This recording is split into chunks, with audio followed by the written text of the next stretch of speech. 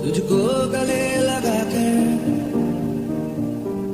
तेरी शिकायत कर दूं, तुझको गले लगा कर तेरी गलतियों को फिर से जाऊं, तुझको समझा कर